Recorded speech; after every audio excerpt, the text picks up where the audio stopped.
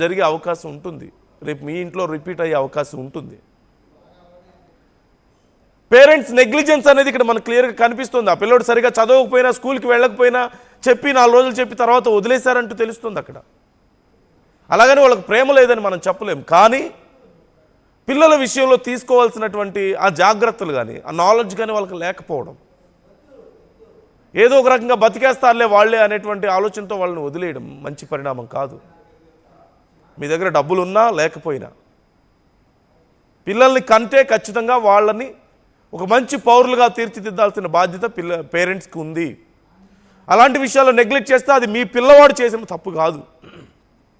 మీ పిల్లలోనో మీ పాపలోనో బాబులోనో ఏదైనా సమస్య ఉంటే అది గుర్తించకపోతే అది మీ తప్పు. వాళ్ళు రేపు ఏదైనా క్రైమ్కి పాల్పడితే అది మీ తప్పు. సో జాగ్రత్తగా ఉండండి. ఈ కేసుకు సంబంధించి తెలుస్తున్నటువంటి ప్రతి విషయం కూడా సంచలనంగా మారుతుంది. మరొకసారి ఇలాంటి ఘటనలు మీ చుట్టుపక్కల మీ ఇళ్లలోనూ జరగకుండా చూసుకోండి. మీ ఇంట్లో పిల్లల విషయంలో కూడా జాగ్రత్తగా ఉండండి. ఇంకా ఎక్కువగా మానిటర్ చేసుకోండి. చివరిగా ఒకసారి ఆ పాప ఫాదర్ పరిస్థితి ఏంటి, అసలు వాళ్ళ పేరెంట్స్ పరిస్థితి ఏంటి? ఇటు హత్య చేసినటువంటి 14 ఏళ్ల బాలుడి పేరెంట్స్ అయినా సరే చాలా దారుణమైన స్థితిలో ఉండే అవకాశం ఉంటుంది ఖచ్చితంగా.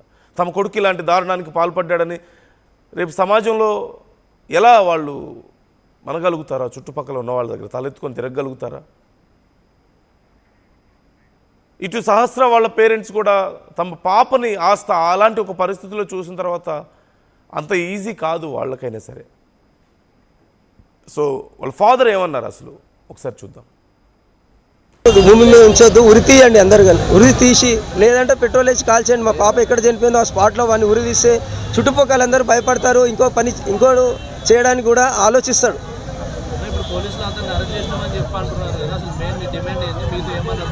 నేను పోలీసు వాళ్ళకి ఒకటే అడిగాం, వాళ్ళతో మాట్లాడాలి, ఎందుకు చంపాలనుకుంటూ ఏందని కారణం అడగాలనుకుంటున్నాం. కానీ మాకు పోలీసు వాళ్ళు ఇస్తలేరు, చూపించలేరు, చట్టం ఒప్పుకోదని చెప్పి సార్ వాళ్ళు కూడా అన్నారు. దానికి నేను కూడా ఏం చెప్పట్లేదు.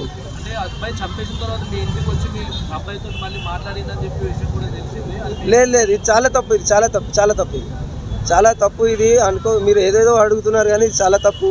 నేను ఇంతకుముందు తెలియడం అంటే ఇంటి పక్కన బిల్డింగ్లో ఉంటారు, చూస్తుంటాము. మా అబ్బాయితో ఆడుతుంటాడు, చూస్తున్నాను.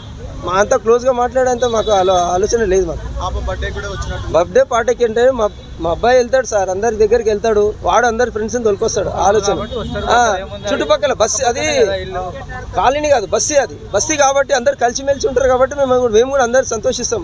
పిల్లోడు అందరితో ఆడుకుంటూ చేస్తున్నాని చెప్పి మేము కూడా సంతోషిస్తాం. కానీ తిట్టలేము కదా సార్, మనం చిన్నోని ఎట్లా తిడతాం, వెళ్ళకరా అవి అని చెప్పలేము కదా.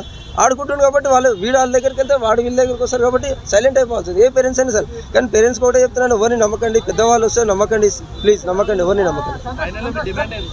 డిమాండ్ మా పాపని చంపిండి వానికి మాత్రము మరణ శిక్ష కావాలి, చంపేయండి వాడిని చెప్తున్నాను, ఒకటే చెప్తున్నాను, చంపేయండి వాడిని. ఉండదు వాడు మాత్రం చాలా పెద్దోడు, వాడు క్రిమినల్ మైండ్ వాడి, చాలా పెద్దోడు క్రిమినల్ మైండ్ అని చంపేయండి.